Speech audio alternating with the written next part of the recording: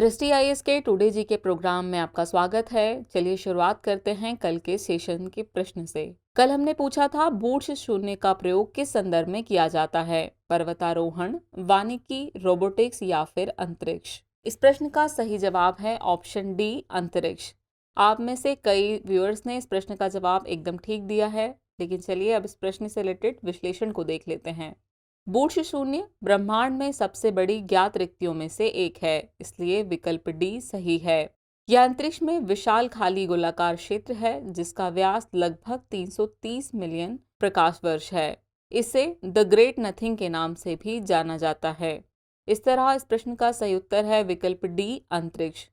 चलिए अब बात करते हैं आज के सेशन के पहले प्रश्न की। पहला प्रश्न है, एडीआईपी योजना किस मंत्रालय से संबंधित है? रक्षा मंत्रालय, विदेश मंत्रालय, गृह मंत्रालय या फिर सामाजिक न्याय एवं अधिकारिता मंत्रालय। इस प्रश्न का सही उत्तर है विकल्प डी, सामाजिक न्याय एवं अधिकारिता मंत्रालय।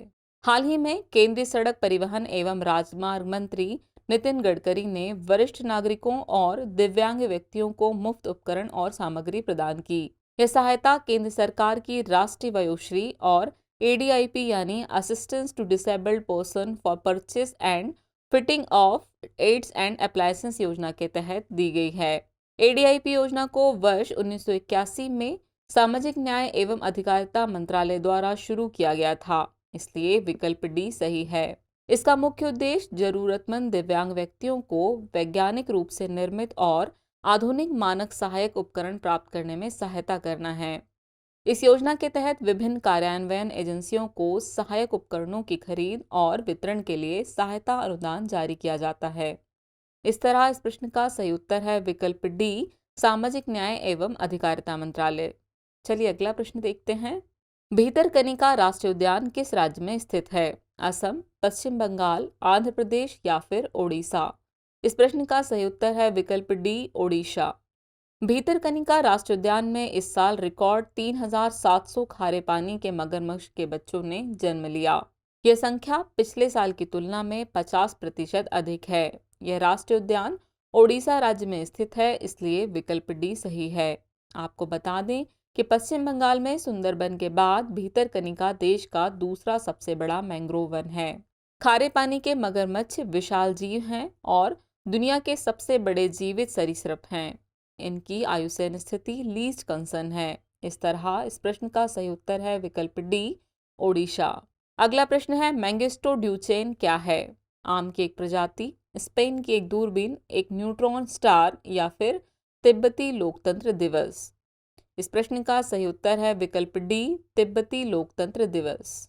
हाल ही में दुनिया भर के तिब्बती शरणार्थियों ने तिब्बती लोकतंत्र दिवस की 62वीं वर्षगांठ मनाई। तिब्बती लोकतंत्र दिवस 2 सितंबर को धर्मशाला में निर्वासित तिब्बती सरकार के उद्घाटन के संस्मरण के रूप में मनाया जाता है।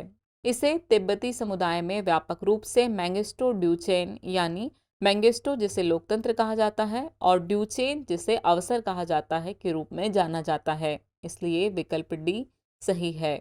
यह दिन निर्वासन में तिब्बती लोकतांत्रिक व्यवस्था की शुरुआत का प्रतीक है। इस तरह इस प्रश्न का सही उत्तर है विकल्प डी, तिब्बती लोकतंत्र दिवस।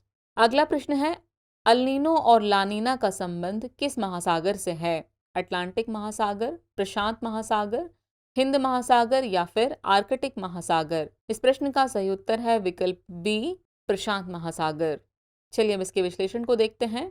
भूमध्य रेखीय प्रशांत महासागर में ला नीना की स्थिति लगातार तीसरे वर्ष में प्रवेश कर गई है। अल्नीनो और ला नीना भूमध्य रेखीय प्रशांत महासागरीय क्षेत्र में समुद्र के तापमान में बदलाव के बाद होने वाले जटिल मौसम पैटर्न है, इसलिए विकल्प बी सही है। अल्नीनो एक जलवायु पैटर्न है जो पूर्वी उष्णकटिबंधीय प्रशांत महासागर में सतही जल के असामान्य रूप से गर्म होने का वर्णन करता है। इसके विपरीत ला नीना उष्णकटिबंधीय पूर्वी प्रशांत महासागर के असामान्य शीतलन का वर्णन करता है। इस तरह इस प्रश्न का सही उत्तर है विकल्प बी, प्रशांत महासागर। अगला प्रश्न है, narcotics drug and psychotropic substance यानी NDPS अधिनियम को किस वर्ष अधिनियमित किया गया था? 1985, 1986, 1987 या फिर 1988। इस प्रश्न का सही उत्तर है विकल्प ए, 1985। हाल ही में कर्नाटक उच्च न्यायालय ने कहा है कि एनडीपीएस अधिनियम में भांग को प्रतिबंधित नहीं किया गया है। Narcotic drugs and psychotropic substance यानी एनडीपीएस अधिनियम को वर्ष 1985 में अधिनियमित किया गया था, इसलिए विकल्प ए सही है।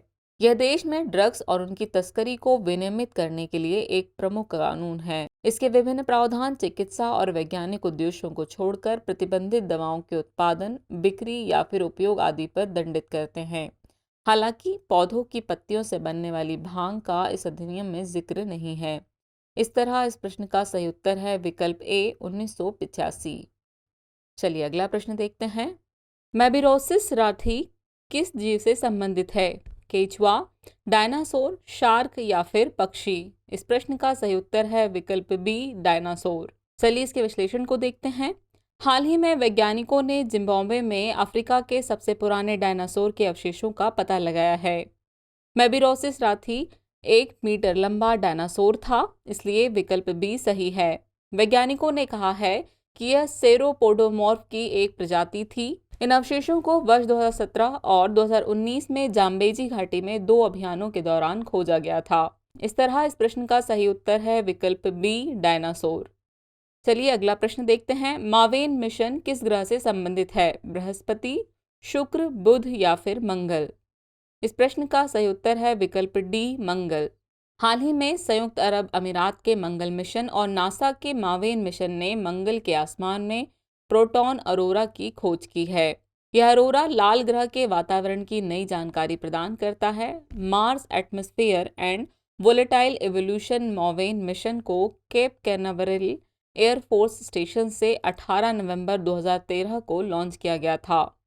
यह मंगल ग्रह के ऊपरी वायुमंडल को समझने के लिए समर्पित पहला मिशन है, इसलिए विकल्प डी सही है। इस तरह इस प्रश्न का सही उत्तर है विकल्प डी मंगल। अगला प्रश्न है, निम्नलिखित में से कौन सा एक मुश्त अतिरिक्त कर है जो किसी कंपनी या उद्योग को बड़ा और अप्रत्याशित लाभ होने पर लगाया जाता है? Windfall tax, Tobin tax, ad valorem tax और पूंजीगत लाभ कर? इस प्रश्न का सही उत्तर है विकल्प ए विंडफॉल टैक्स। हाल ही में सरकार ने डीजल और जेट ईंधन के निर्यात पर विंडफॉल टैक्स को बढ़ा दिया है। विंडफॉल टैक्स एक मुश्त अतिरिक्त कर है जो किसी कंपनी या उद्योग को बड़ा और अप्रत्याशित लाभ होने पर लगाया जाता है, इसलिए विकल्प ए सही है। इसे अप्रत्याशित लाभ कर भी कहा जाता है। इसने मुख्य रूप से तेल और ऊर्जा कंपनियों को लक्षित किया है, क्योंकि युद्ध या अन्य संकटों की वजह से ये कंपनियां अप्रत्याशित लाभ अर्जित करती हैं। इस तरह इस प्रश्न का सही उत्तर है विकल्प ए विंडफॉल टैक्स। अगला प्रश्न है, यह आमतौर पर आधार बादल हवा की एक नम धारा को ऊपर की ओर धकेलने पर एक क्यूमुलस या क्यूमुलोनिम्बस बादल के ऊपर बनता है। यह किस प्रकार का बादल है? Alto cumulus cloud, mammatus cloud, nimbostratus cloud और पाइलस क्लाउड? इस प्रश्न का सही उत्तर है विकल्प डी पाइलस क्लाउड। हाल ही में चीन में असामान्य रूप से आकार के इंद्रधनुषी बादल की तस्वीरें सोशल मीडिया पर व्यापक रूप से साझा की गई। यह बादल एक पाइलस बादल जैसा दिखता है। पाइलस बादल आमतौर पर क्यूमुलस या क्यूमुलोनिम्बस बादल के ऊपर बनता है।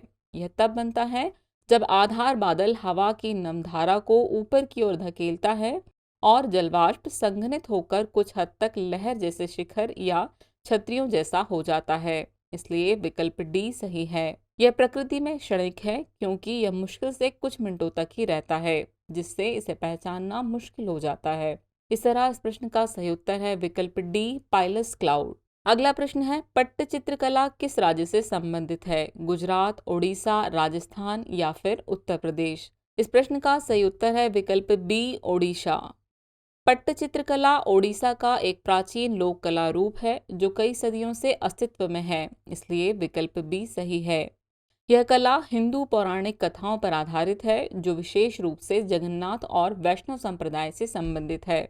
पट्टचित्र शब्द संस्कृत के शब्द पट्ट और चित्र से बना है। संस्कृत भाषा में पट्ट शब्द का अर्थ है कैनवास या कपड़े का एक टुकड़ा। इन चित्रों के विषय कृष्ण के जीवन की घटनाओं, विष्णु के अवतारों से लेकर रामायण और महाभारत की महाकाव्य कथाओं तक है। इस तरह इस प्रश्न का सही उत्तर है विकल्प बी ओडिशा। चलिए अब आज के सेशन के अभ्यास प्रश्न को देख लेते हैं। सी कुकुम्बर किस जीव के समूह का हिस्सा हैं? हेमिकोड, लैम्प्रे, एक्सोलोटल और इचिनोडर्म्स। तो व्यूअर्स, इस प्रश्न का जवाब कमेंट बॉक्स में देना न भूलें। जल्द ही मिलते हैं नए एपिसोड और नए सवालों के साथ। तब तक के लिए शुक्रिया।